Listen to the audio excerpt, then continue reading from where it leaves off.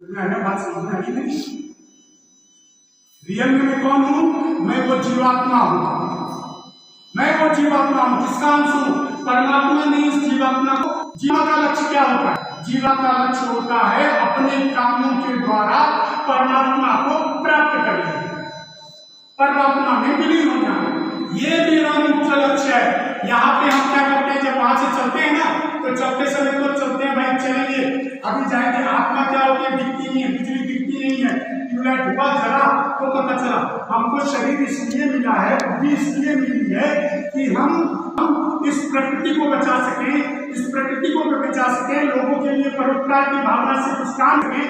और इस प्रकृति को बचाने की एक फैक्ट्री है, ये भगवान की फैक्ट्री है और हम उससे मजदूर।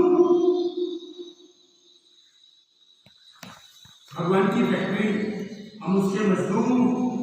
और ये सारा जो फैला हुआ सिस्टम है ना, जड़ प्रकृति जो है ना, ये सब उसके प्रोजेक्ट है, भगवान ने बना रखा है। इसको संभाल के रख। मैंने जो बगीचे बना रखे हैं ना, ये तुम्हारा काम है, इसको बचा के रखना। अब कोई समझो, कोई फैक्ट्री में काम करने वाला व्यक्ति है, उसकी सबसे बड़ी इच्छा क्या होगी? वो क्या चाहता है काम करके? फैक्ट्री का मजदूर क्या बनना चाहता है? फैक्ट्री का मालिक या फैक्ट्री का जो मालिक है उसके एकदम क्लोज जाना चाहता है ना, ना? चाहे तो क्लोज बोल जाए, उसके बगल में बैठना अपना हो जाए अपना, ये चाहता है कि नहीं? ऐसे ही इस पूरी बड़ी से पूरी फैक्ट्री का, इस फैक्ट्री के, इस जीवात्मा की इस फैक्ट्री में बैठे हुए हम लोग जो मजदूर हैं, हमारा काम खाना पीना सोना नाचना गाना पढ़ना लिखना नौकर बनना नहीं है। शादी करना, बच्चे पैदा करना, इसके लिए हम नहीं बने हुए हैं। हम तो बने हैं फैक्ट्री के मालिक बने।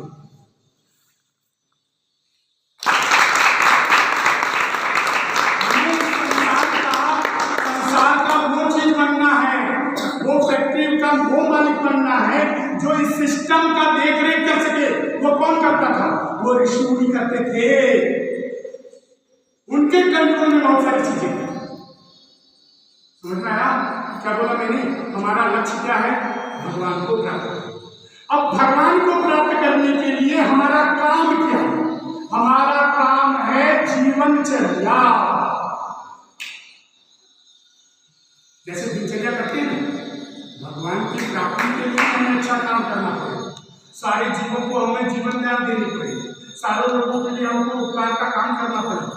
ये मेरा संस्कार होना चाहिए, तब जाकर के हम जो है बनेंगे क्या। हम तो यहाँ पे आज के डेट में अगर सारे बच्चों को तुम देखो तो क्या क्या करते हैं, देखोगे तुम तो एक ही काम करते हैं।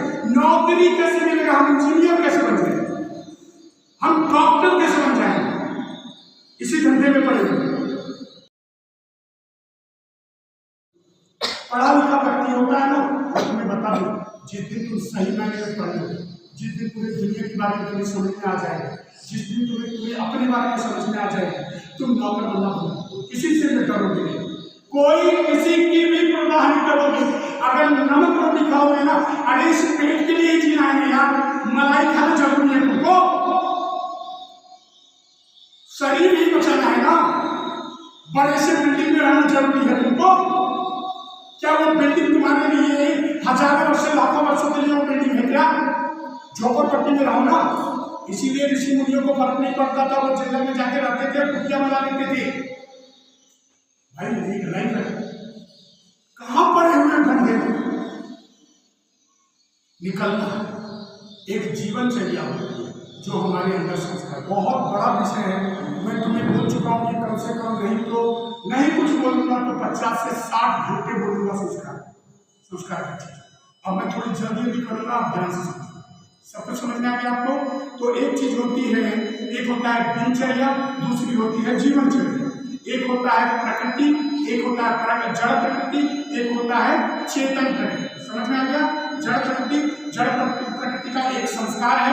वो संस्कार क्या है? जैसे एक उदाहरण के रूप में मैंने बोला, उदाहरण मान लो कि एक कापूस का बीज लगाया, बड़ा हुआ, फल निकला, हमने उसके फल को लिया और लेने के बाद में उसको हमने सफाई करके धागा बनाया, धागे से कपड़े को जो है दर्जी के पास ले गए, उसमें सिलाई किया, उसमें बटन लगाया और बाद में उसको बांध दिया।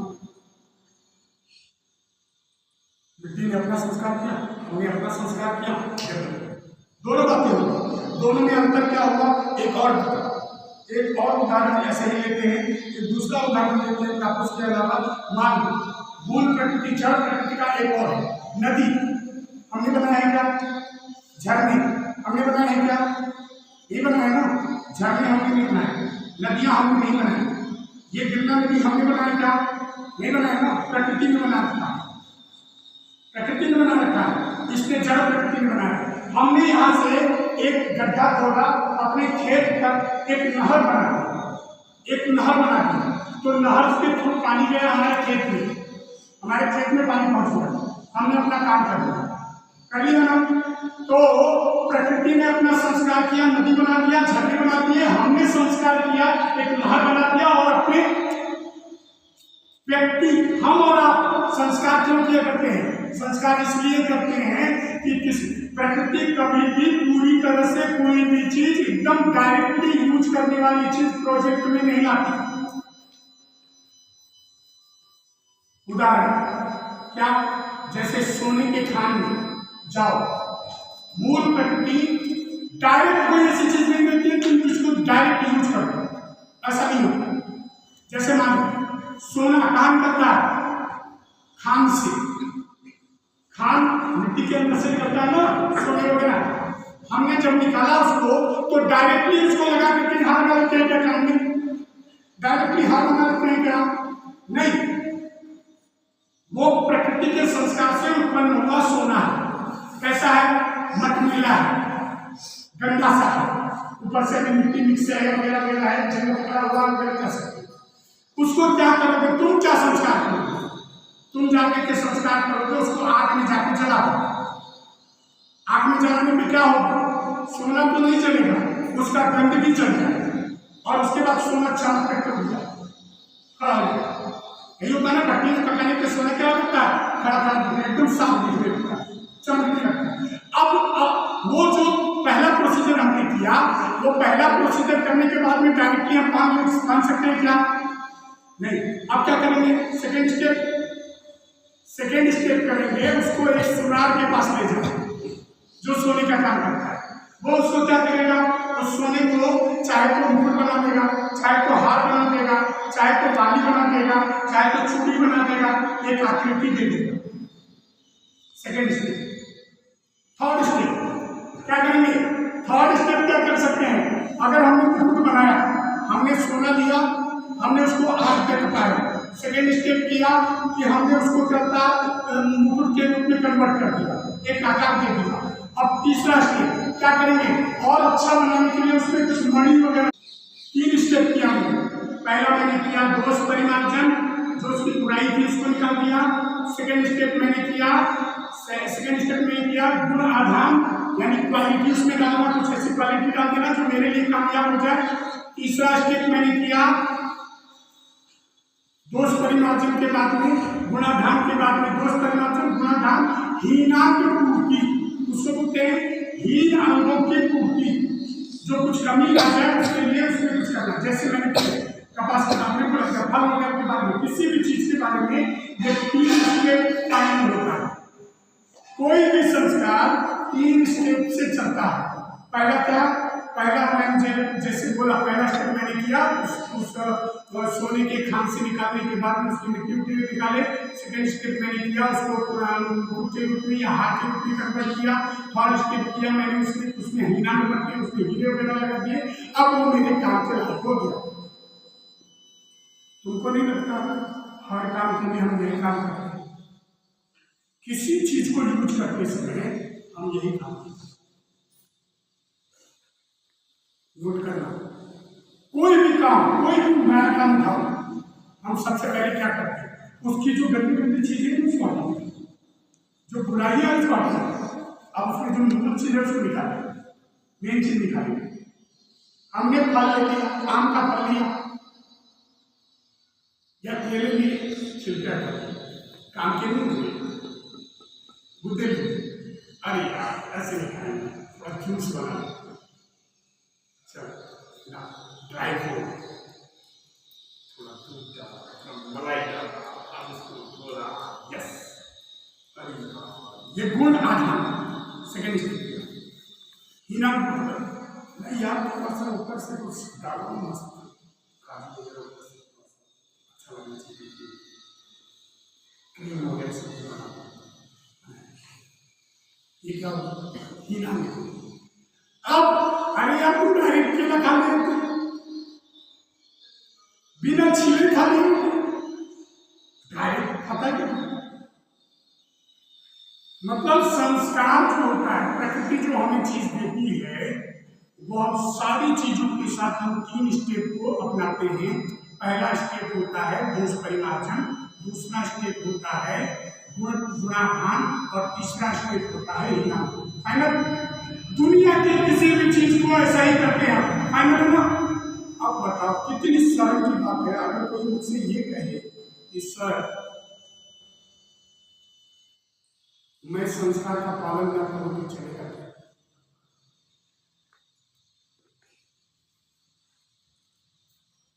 तुमने केले के साथ संस्कार किया, तुमने सोने के साथ बड़े संस्कार किया या हर चीज के साथ संस्कार ही हमारा है कि नहीं, हमारे साथ 3 स्टेप नहीं मिल पाओगे क्या, हमारी बुराइयों को खत्म करना नहीं चाहोगे, तो बहुत ज्यादा करना पड़ेगा भाई। आपको क्या लगता है कहीं भी केले का पेड़ लगा दो, कहीं भी आम का पेड़ लगा दो, हो जाएगा क्या, कहीं भी गेहूं का बीज बो दो, हो जाएगा क्या, नहीं होगा, नहीं होगा, नोट करो नहीं होगा। कोई भी चीज कहीं भी फेंक देने से होने वाला नहीं है, उसका एक प्रोसीजर है, बिना प्रोसीजर के कुछ नहीं होता, बिना प्रोसीजर के कुछ नहीं होता। संस्कार भी एक ऐसी ही प्रक्रिया है जैसे इसको संस्कार कहते हैं। क्या है संस्कार, 3 प्रकार के संस्कार, एक संस्कार हुआ दोष परिमार्जन, दूसरा संस्कार हुआ धन और तीसरा संस्कार हुआ हीनानुपूर्ति। ये 3 संस्कार, यही 3 संस्कार हम भी करते हैं।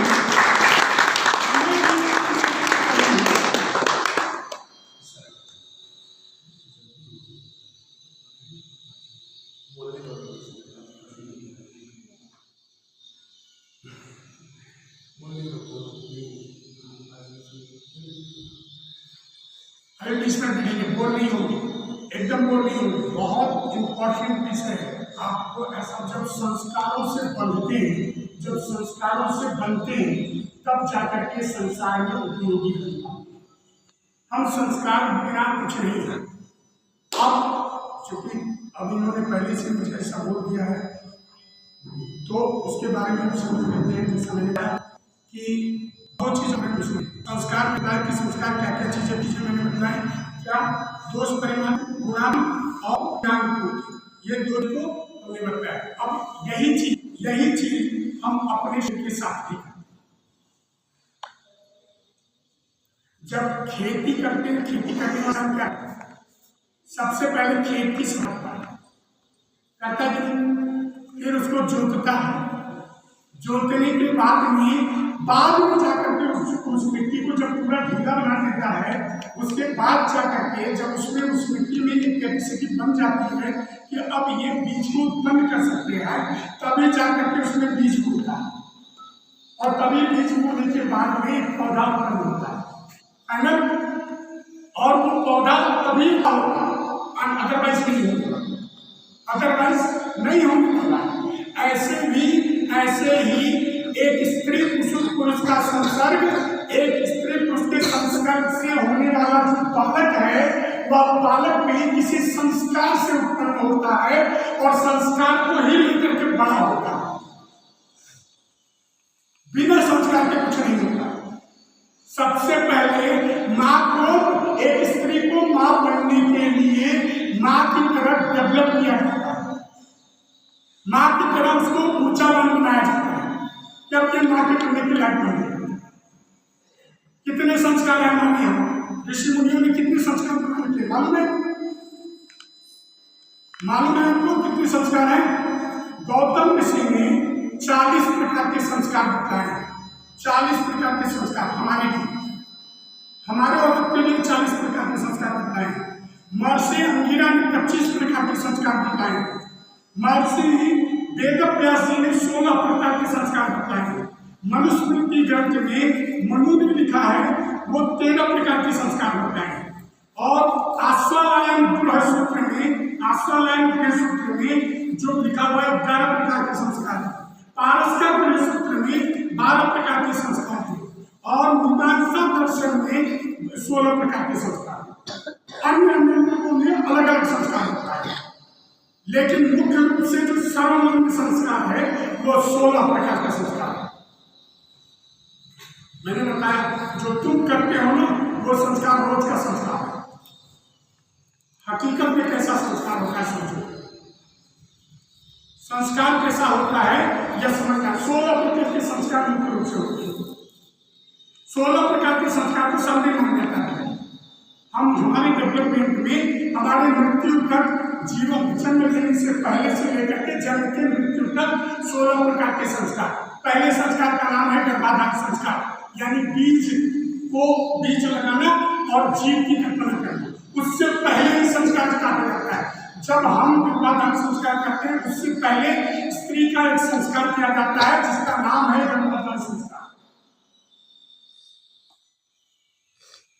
और उसके बाद में जो दूसरा संस्कार होता है, जब बीज लगाने के बाद में जो दूसरा संस्कार होता है माँ के गर्भ में दूसरे तीसरे महीने में होता है, उसका नाम है पुंसवन संस्कार। क्या है पुंसवन संस्कार? पुंसवन संस्कार बच्चे और बच्चा दोनों के लिए सहायक चीजों को खिलाने का काम और पुरुष की कामना। हमारे गर्भ में माँ और हमारे कुटुंब जन मिलकर के यह कामना करते हैं कि हमारे कुटुंब को कल्याण करने वाला, हमारे कुटुंब का उद्धार करने वाला कोई बालक, कोई पुत्र या पुत्री, ऐसा पुत्र तेजस्वी पुत्र हमारे अंदर हमारे घर में उत्पन्न। ये कामना परक है। ये जानवरों की तरह नहीं है। हम जानवर नहीं, कुत्ते बिल्ली की तरह हम व्यापार नहीं करते। हमारा ये संस्कार कुत्ते बिल्लियों की तरह नहीं है। दिन चाहे रात चाहे सुबह चाहे शाम चाहे जब चाहे तब चाहे ऐसा नहीं होता। हमारी प्रक्रिया है। हमारे यहाँ जब बच्चे उत्पन्न होते हैं उसकी एक प्रक्रिया, प्रोसीजर है, तरीका है, नियम है, संस्कार है। आपको फालतू कुत्तों की तरह बच्चों की तरह घेर नहीं लगते ना मुसलमान होता है।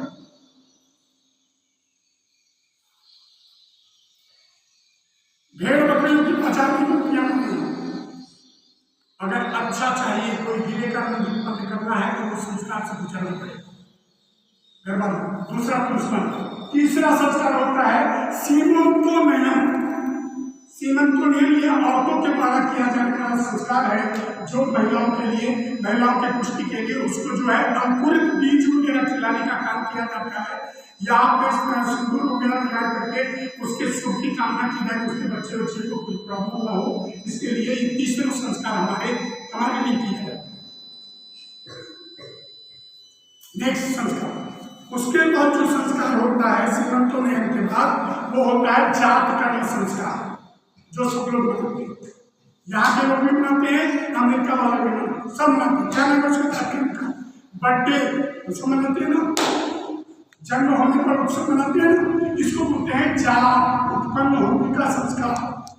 जब वो बालक उत्पन्न हो जाते हैं, जन्म ले लेते हैं, तब जो संस्कार होता है उसको बोलते हैं जातकर्म संस्कार।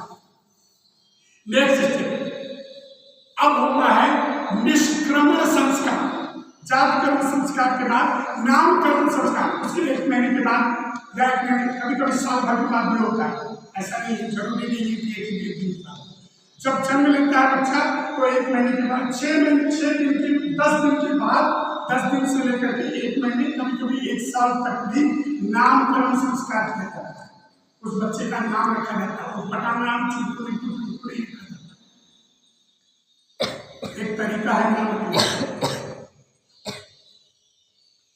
सिस्टम से नाम रखने का तरीका है, उसी को संस्कार करो। आप इन सारे प्रोसीजर को मालूम नहीं करोगे तो जीवात्मा कोई सदाचारी नहीं बनेगा, नहीं बनता। तब तो विवेकानंद नहीं आएगा, कोई ऋषि मुनि नहीं होगा। अगर कुत्ते बैलों की तुम अगर शिष्टाचार से जीव उत्पन्न होंगे, जब चाहो मनमानी ढंग से करोगे तो कुछ भी होगा, आएगा। तो क्या हो गया? एक हुआ गर्भाधान, दूसरा हुआ पुंसवन, तीसरा हुआ सीमंतुनयन, चौथा हुआ जातकर्म, पांचवा हुआ नामकरण, और छठवां हुआ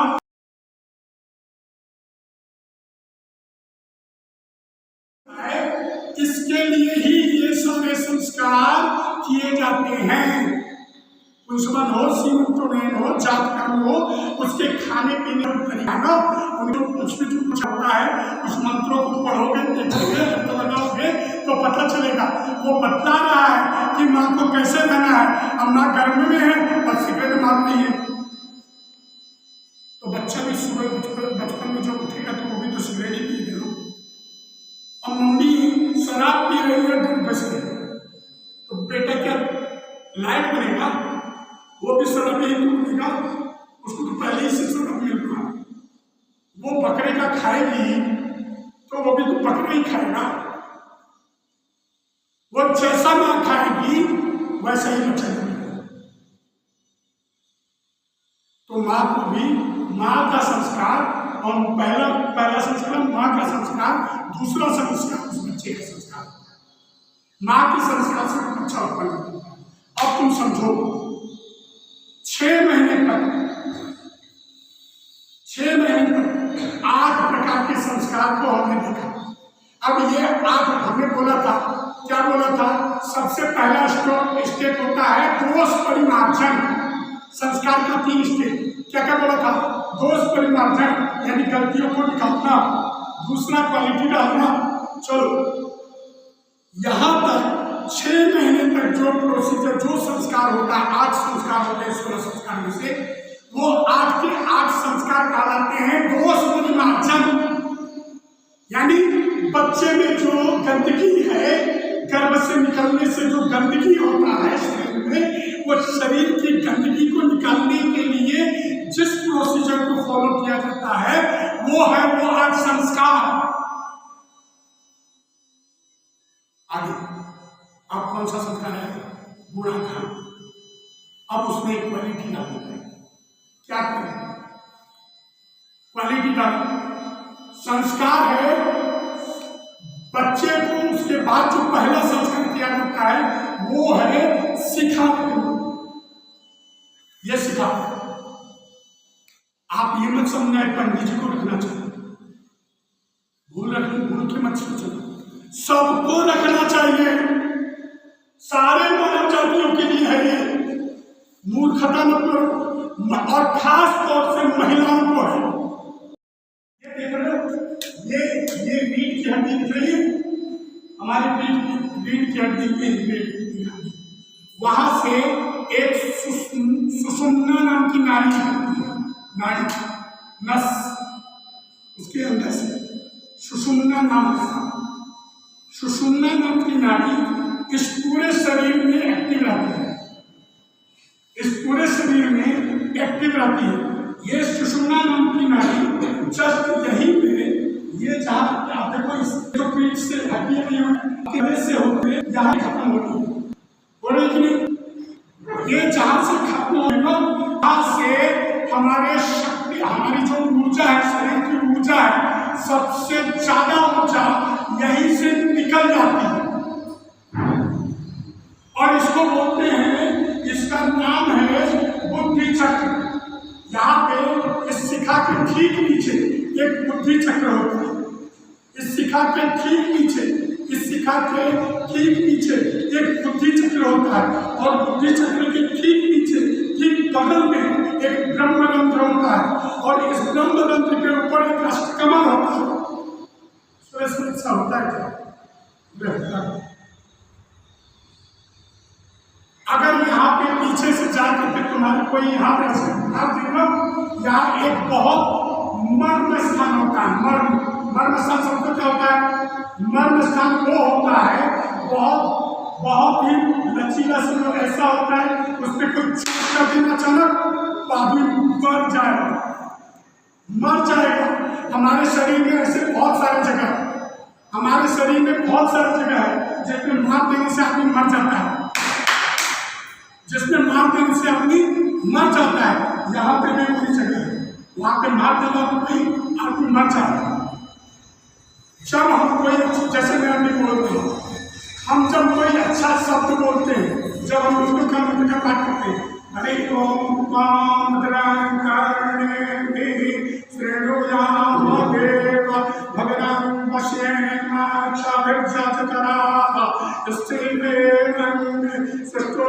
ऐसे इस तरह के वैदिक मंत्र को जब हम उच्चारण करते हैं या कोई भी ध्यान रखते हैं, कुछ भी नहीं, ऐसा कोई भी काम हमने अगर किया तो जानते क्या होता है? ऐसा करते ही हमारा शरीर का पूरा नाड़ी, पूरे रस एक्टिव हो जाता है, ऊर्जावान हो जाता है, और ऊर्जा इतना ज्यादा एडवांस हो जाता है कि वो ऊर्जा यहां से निकलने लगता है। ये क्या बात है?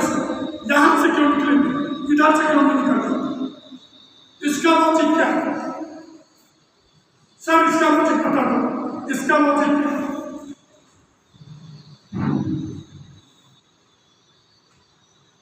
नीचे गिर गया, हमने तो इसको ऊपर फेंका, नीचे क्यों गिर गया भाई? ग्रेविटी छोड़ो, ग्रेविटी नहीं है। ग्रेविटी कैसी ग्रेविटी? ये ग्रेविटी में उनकी चीज क्या है?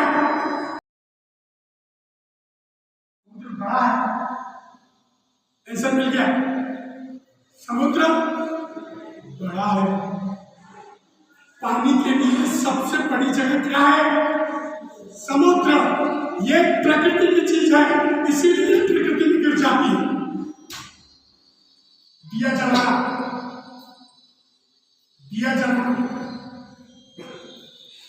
जला के चाहे उल्टा कर दो और चाहे सीधा कर दो, उसका लौ कहाँ जाता है? लौ ऊपर जाता है नीचे? दिया जलाओगे खींचेगा वो, लौ नीचे खींचेगा? क्यों नहीं खींचा?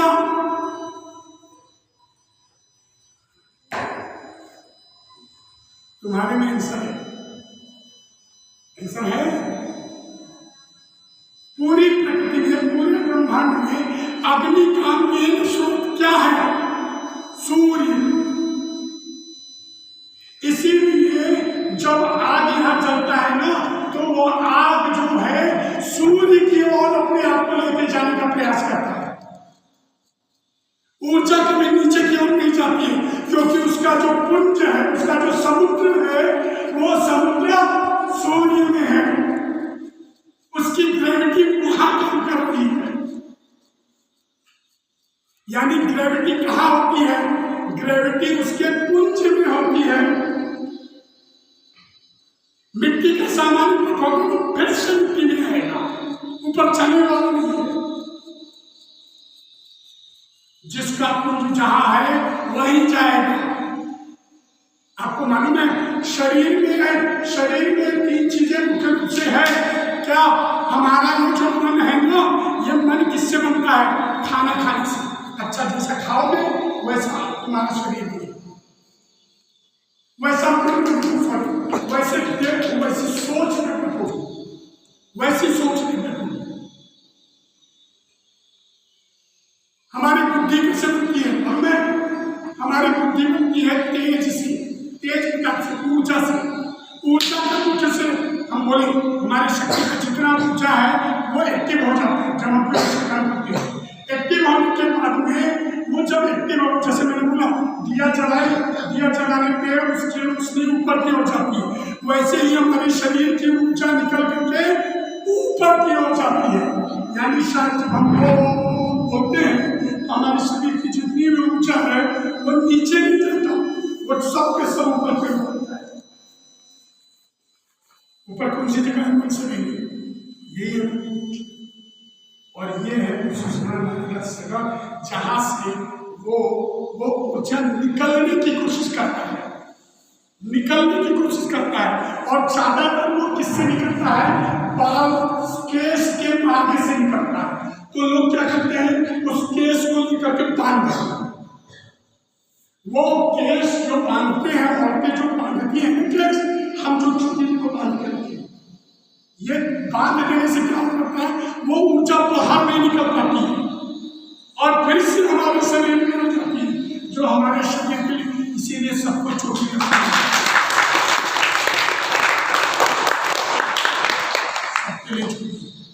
पहले अब हुआ क्या हुआ, चूड़ा करने संस्कार, उसके बाद चूड़ा करने संस्कार के बाद में कुछ लोगों के लिए, अब बहुत लंबी चर्चा है, उस पर नहीं जाएंगे। उपनयन संस्कार होता है, फिर उपनयन संस्कार होने के बाद विद्रोह माना जाता है, एक धागा है जिसमें जो है 9 देवताओं का आह्वान, ऐसे उठपटांग मत समझना, वो ऋषि मुनि पागल नहीं थे और न हम हमारा हिंदू धर्म पागल एकदम नहीं है। सारी चीजें वैज्ञानिक है, पंडितों के बनाए हुए नहीं है, वो सारा शोध किया हुआ है, तुम्हारे अच्छे के लिए है। मूर्ख लोग हैं जो हंसते हैं, ये चोटी रखा है और ये धोती पहन रखा है, वो पागल लोग हैं, जानवर लोग हैं। उससे मूल्य रखने की जरूरत नहीं है।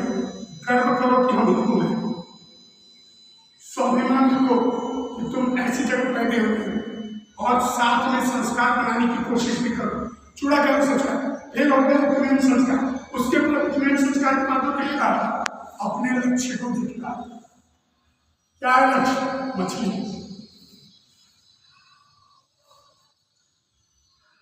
अब आगे का प्रोसीजर नहीं करना है, बगुले की तरफ ध्यान करना है, बगुले की तरफ व्यवहार नहीं करना है, केवल ध्यान करना है। काग चेष्टा, बको ध्यान, श्वान निद्रा, कुत्ते की तरह सोना चाहिए। कुत्ता को शत्रु दिखे हो कभी? अगर कुत्ता कितना भी सोया हो ना, तुम बगल से कुत्ते को देखना, हमें आज का कुत्ता नहीं, आलसी एक नंबर कुत्ता ही नहीं है। कुत्ते की जनरल प्रकृति है क्या? आप कितनी भी कभी पाल से चले जाओ, उसका आंख खुलेगा ही खुलेगा, 100% चलेगा। अब आलसी हो तो तुमको बचा, हाँ मालिक है, अरे कोई दूसरा आदमी चलो। कुत्ते की तरह सोना चाहिए, कुंभकर्ण की तरह नहीं। खाए और घास भोजन जान के खाए, घास भोजन चाक निद्रा, ऐसा नहीं। पढ़ने लिखने वाले बच्चों को क्या करना चाहिए? काक चेष्टा, बोले की तरह चेष्टा करने, व्यवहार करना चाहिए। बको ध्यान, स्वान निद्रा, कुत्ते की तरह सोना चाहिए। बच्चों अल्पाहार, थोड़ा खाना चाहिए। गृह त्यागी, घर के समस्याओं से दूर रहना चाहिए। इसीलिए आश्रमों में पढ़ते थे लोग। अब आश्रम में अगर पढ़ने की व्यवस्था नहीं है तुम्हारे पास, मजबूरी है घर में रहना, तो घर में मम्मी पापा के झगड़े होते हो या कोई भी चीज होता हो, उधर ध्यान रखो, लड़ने हमको पढ़ना, हमको पढ़ाई करनी है, मम्मी पापा के झगड़े में नहीं करना, मोहल्ले के झगड़े में नहीं करना। आपको मालूम है पहले के जमाने में आश्रम में रहने वाले लोगों को भिक्षा के कराया जाता था, भिक्षा मांगने जाते थे विद्यार्थी। भिक्षा क्यों मांगते थे? भिक्षा क्यों मांगते थे? भीख मांगते क्यों करते थे भाई? अरे राम जी कृष्ण जी भीख क्यों मांगते जाते थे? वो तो राजा के पुत्र थे, वो भी भीख मांगते थे। भिक्षाटन क्यों? भिक्षाटन इसलिए होता था, हमें भीख मांगना इसलिए सिखाया जाता था क्योंकि हम समाज को समझ सके। समाज से उपकार लेने के बाद जब हम पढ़ लेंगे तो हमारे मन में समाज के प्रति कुछ कर्तव्य बनेगा। हम समझेंगे मैंने अपने मम्मी पापा के बदौलत नहीं पढ़ा है। जो आदमी भीख मांग के भीख मांगता है वो जिससे पैसा लेगा उसी के बारे में सोचेगा। हमारी विचारधारा संकुचित हो जाती है अगर हम मम्मी पापा का पैसा लेके पढ़ते हैं। हम सिर्फ मम्मी पापा के बारे में सोचते हैं। जब हम समाज से लेके पढ़ेंगे तो समाज के बारे में सोचते हैं। समझ में आया? इसीलिए हमारा अहंकार खत्म हो जाता है उस भिक्षाटन के कारण। भिक्षाटन से अहंकार खत्म हो जाता है और इसी कारण से अहंकार खत्म होने के बाद में ये प्रोसीजर होता है चूड़ाकरण संस्कार। उसके बाद तुम्हारा जो है स्पेंज की पाया गुणाधार क्रिया करते चूड़ाकरण, उसके बाद उपनयन, उसके बाद पढ़ाई के बाद में समावर्तन, वहां से लौटते हैं, लौटने का संस्कार, लौट के आए। अब होता है ये हुआ पढ़े लिखे ज्ञान मिलता, हम पढ़े लिखे हो गए। अब क्या करेंगे? शादी कर लिया, सब शादी किया। ये क्या हुआ? शादी कराना क्या है? शादी कराना ये है बटन। शादी कराना मतलब मुकुट में हीरा लगाना। शादी लगाए, शादी हो गई। अब चलो, अब क्या? अब तुम समाज के हो, अब समाज के लिए करो। नहीं समाज के लिए नहीं करना। अभी किसके लिए करना है? अभी अपने लिए करना है, घर परिवार के लिए करना है। कब तक? देखो, बचपन से लेकर के 25 साल जितनी उम्र है उसका चौथा किस काम के लिए लेना है? पढ़ाई लिखाई के। इतने में पढ़ाई लिखाई खत्म। और 25 साल से लेकर 50 साल, मान लो 100 वर्ष का उम्र है तो अगर 60 वर्ष का है तो 15 साल चलो, जितनी जल्दी पढ़ाई खत्म, शादी में जाओ, शादी किए, पैसे कमाओ, जितना चाहो अपने घर पर सोचो, अपने मम्मी का, अपने पापा का, अपने चाचा का, अपने मामा का, अपने दादा का, अपने भाई का, अपने भाई का, सबका।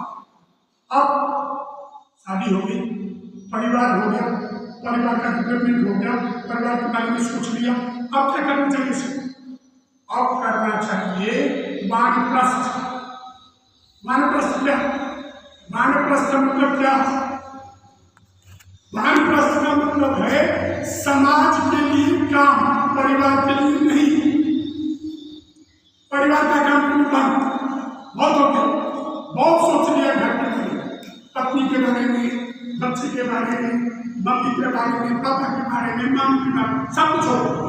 अब कर्तव्य है आपका, 50 वर्ष के बाद हमारा कर्तव्य हो जाता है कि हम समाज के लिए कुछ काम करें। बोले तब चलो समाज के लिए काम करें। कितने साल? 25 साल। अब क्या करना है सर? चलो संन्यास आश्रम। संन्यास आश्रम क्या होता है? संन्यास आश्रम वो होता है अब न मम्मी पापा के लिए करना है, न घर परिवार के लिए करना है, न समाज के लिए करना है, किसी के लिए नहीं करना है। अब सबको छोड़ दिया। सबको छोड़ देने का मतलब क्या? सर क्या बोलिए, आप सबको कैसे छोड़ सकते हैं? तो क्या इसको पकड़ के रखोगे? घर को पकड़ के रखोगे तो मरोगे नहीं। मम्मी को गले लगा के रखोगे, पापा को गले लगा के रखोगे, बच्चे को गले लगा के रखोगे तो क्या लगता है इसी दुनिया में रहने वाली हो? अब क्या करना है? अब इस सबको छोड़ देना है। क्यों? क्योंकि ये सारी चीज बेकार है, समझ में नहीं आती है क्या है। तुमको ज्ञान हो जाएगा जैसे 75 साल में, जो अपने आप समझ में आ जाएगा। क्या? ईशावास्यम इदं सर्वं यत्किंचित् जगत्यां जगत् तेन त्यक्तेन भुञ्जीथाः। उसको त्याग पूर्वक भोग करो। गिलास में पानी नहीं मिलेगा तो रोगे, नौकरी नहीं मिली तो फांसी लग जाएगी, रिजल्ट अच्छा नहीं आया तो गले बिल्डिंग पे जाकर कुछ कुछ जाओगे।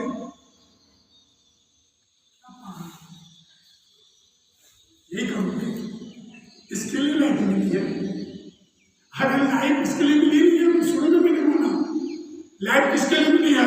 लाइफ मिली है संसार के मालिक से मिलने के लिए। वो अंतिम समय में वो काम 100% करना है और उसके लिए हमको ये सब छोड़ करके संन्यास आश्रम में भगवान के लिए हमें सब काम करना, सब कुछ उसके लिए करना है। ये है 16 प्रकार के संस्कार जो हमारे ऋषि मुनियों ने बना रखे। और जैसा कि मैंने बताया संस्कार तो अनंत है, एक दो नहीं, अरबों खरबों संस्कार। मैंने बोला हमारे उठने का तरीका ये भी एक संस्कार, हमारे पानी पीने का तरीका ये भी एक संस्कार, सिस्टम है, तरीका है। ऐसा तो नहीं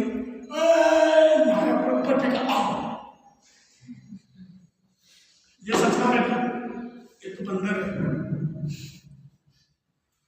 संस्कार है। हम बैठे हैं, ठीक से बैठे, संस्कार है। क्लास चल रही है, हम डांस कर रहे हैं, क्लास चल रही है, हम गालियां दे रहे हैं, कहाँ संस्कार है? कैसे आएगा संस्कार? बहुत सारी बातें, बहुत सारी, मतलब ये मैं चूंकि मुझे लगता है पढ़ाई करते हैं नहीं, हमारा संस्कार कैसा उसको बोलेंगे।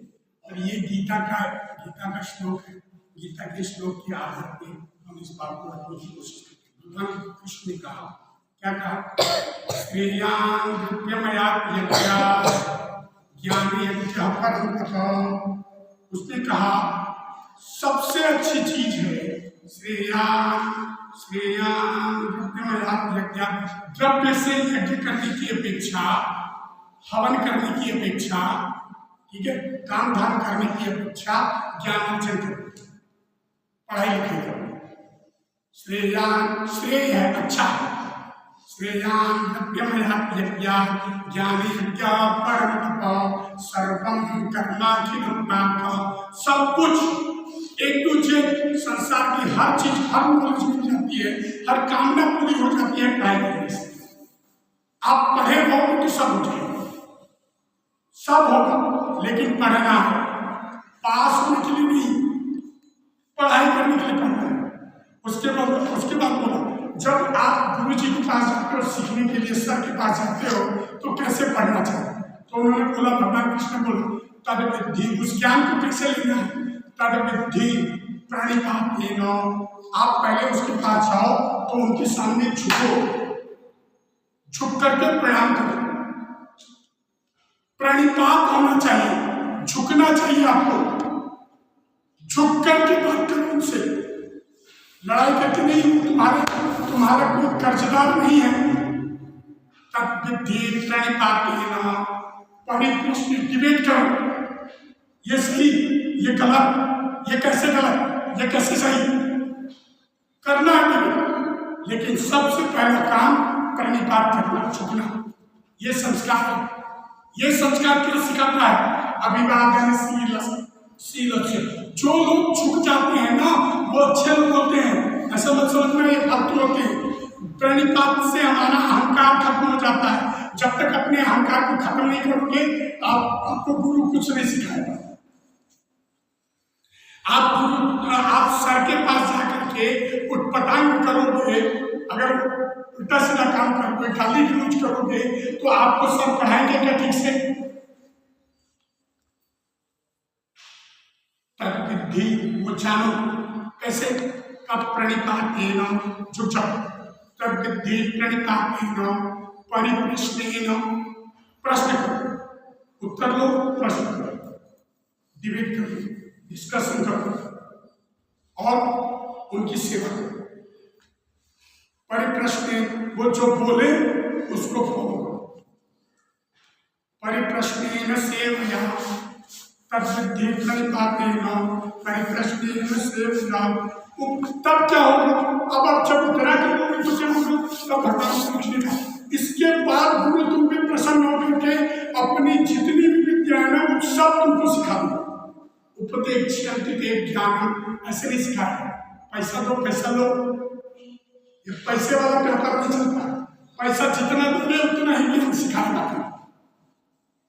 जब आप झुक के जाओगे ना तो पैसे नहीं, बिजनेस नहीं है ज्ञान लेना, ये बिजनेस के लिए नहीं है भाई। अगर सही में ज्ञान चाहिए तो गुरु की सेवा करना सीखो जैसे करते थे पहले। और तुम आज के जो पढ़ाई होती है कॉन्वेंट वगैरह में, वो कॉन्वेंट में पढ़ाई क्या है? वो शिक्षा नहीं है, न वो गुरु है न वो शिष्य है, वो तो व्यापार है। इस हाथ लो उस हाथ दो, भाई मैंने तुमको पैसा दिया तुम मुझे ज्ञान दो, तो वो बोलेगा तुमने जितना पैसा दिया उतना मैंने ज्ञान दिया, और सब निकाल के रख देता है। ये क्या चाहिए तुम्हें? समर्पण चाहिए, एकमात्र समर्पण, और वो समर्पण झुकने से रहता है। इसीलिए बोला अभिवादनशीलस्य नित्यम वृद्धोपसेविनो। वृद्ध लोगों की, ज्ञानी लोगों की हमेशा बहुत सारे मंत्र हम नहीं बोलेंगे, उस पर नहीं बोलेंगे, एक नहीं 20-25 मंत्र है, पूरी व्याख्या है कैसे पढ़ना चाहिए, पढ़ने से क्या होता है। एक बार ज्ञान आ गया ना, एक बार पढ़ाई खत्म हुई ना, तो समझो दुनिया की हर चीज मिल जाएगी। श्रद्धावान होते ज्ञान, जो श्रद्धावान व्यक्ति होते हैं ना उन्हीं को ज्ञान मिलता है, सबको ज्ञान नहीं मिलता। अपार है, अनंत है ज्ञान, बिना ज्ञान। और ज्ञान, सच्चा ज्ञान क्या है? सच्चा ज्ञान यह है कि हम अपने आप को पहचान जाए। वो ज्ञान है जिससे हमारी पहचान मिल जाए कि मैं कौन हूँ। और सच्चा ज्ञान ये है कि हमारे द्वारा वो परमात्मा समझ में आ जाए कि परमात्मा क्या है, हमें समझ में आ जाए ये दुनिया क्या है। मेरे को भी नहीं मालूम है, ऐसा मत समझो मुझे मालूम है, मेरे मालूम होता तो मैं यहाँ होता ही नहीं, मैं तो जंगल में होता, मैं भी ढूंढ रहा हूँ। वो सिर्फ हमारे शरीर चलाने का साधन, वो ट्यूबलाइट में जाकर के जब जलती है वो बिजली, चमकने की बिजली दिखेगी। आत्मा भी जब शरीर में आ जाता है तब वो दिखता है, भाई ये आत्मा जैसे शरीर से निकला पता ही नहीं चला। संस्कार के 3 स्टेप को निभाओ। 3 स्टेप क्या क्या था बता मुझे। पहला स्टेप दोष परिमार्जन, पहला स्टेप दोष परिमार्जन, दूसरा स्टेप गुणाधान, और तीसरा स्टेप हीनानुपूर्ति। हमको भी जब भी कोई काम करना हो, जब भी कोई काम नया काम करना हो तो हमें ये 3 चीजें करनी चाहिए।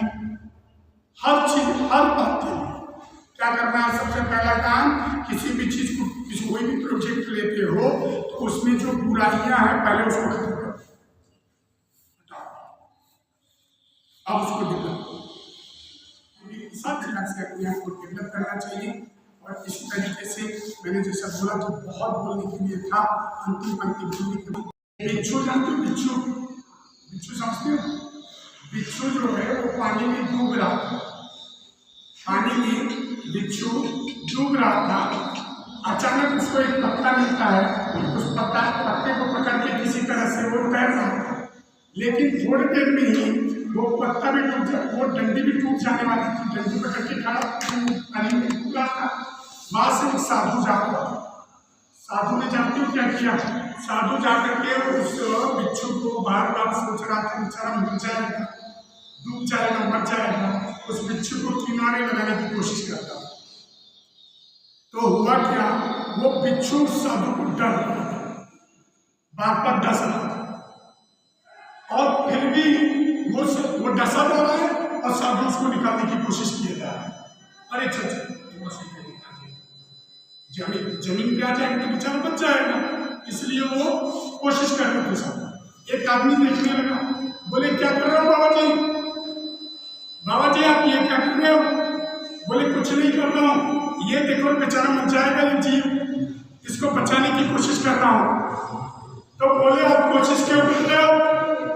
आप ऐसी कोशिश क्यों कर रहे हो? डूब रहा है ना, वो तुमको काट रहा है, वो आपको काट रहा है ना, छोड़ दो उसको, मरने दो। बोले इसीलिए तो बचा रहा हूं, इसीलिए बचा रहा हूं। मर रहा है बेचारा, लेकिन उसका काम है काटना। उसका काम क्या है? डंक मारना, है ना? वो आप भी डंक मार रहा है, कोई बचाने वालों को भी डंक मार रहा है। उसका नेचर है काटना। उस बिच्छू का नेचर क्या है? काटना, डंक मारना। वो डंक मारने का काम नहीं कर रहा है। मैं साधु होकर के साधुता का काम कैसे छोड़ दूं? मैं उससे भी कह कुछ ना हूं अगर मैंने छोड़ दिया तो। मेरा काम है निकालना, मेरा काम है जीवों की सहायता करना। मैं कैसे छोड़ दूं जब इतना छोटा सा जीव अपना काम नहीं छोड़ रहा है, तो हम मानव होकर के अपना काम कैसे छोड़ सकते हैं? हमें अपना संस्कार कभी भी किसी भी हालत में नहीं छोड़नी चाहिए, मरते दम नहीं छोड़नी चाहिए। हमें मानवता है, हम चोरी नहीं करेंगे, हम आतंकवादी नहीं बनेंगे, हम लूट के नहीं खाएंगे, हम मानवता के साथ परिश्रम के साथ खाएंगे। इसीलिए भगवान ने हमें शरीर दिया है और इसीलिए हम कर रहे हैं। यही ध्यान में रखना चाहिए। उस बिच्छू से सीखना चाहिए, उस साधु से सीखना चाहिए। वो साधु जैसे अपना काम नहीं छोड़ता, वो बिच्छू जैसे अपना काम नहीं छोड़ता, जैसे सूर्य अपना काम नहीं छोड़ता, जैसे चांद अपना काम नहीं छोड़ता, वैसे हमारा काम है हम अपनी मानवता न छोड़ें। ये मेरा सत्य है।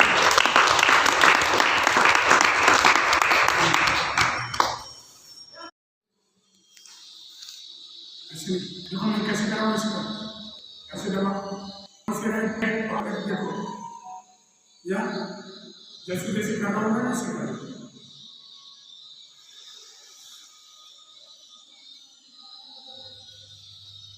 कॉम्पिटिशन हो रही है कि कौन ज्यादा देर तक करेगा, और अपने मन से जब नहीं हो पाए तो बोलना, सांस को रुकना, क्या करें? चलो